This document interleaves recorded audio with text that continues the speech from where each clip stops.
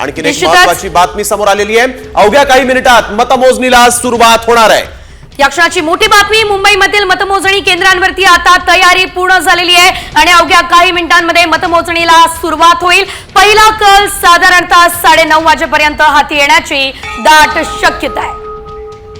अवघ्या काही वेळामध्ये आहे ते मतमोजणीला सुरुवात होणार आहे आणि मतमोजणी सुरुवातीची प्रक्रिया आहे। आपण सध्या बघू शकतो की सर्व कर्मचारी आहेत ते तैनात झालेले पाहायला मिळतात।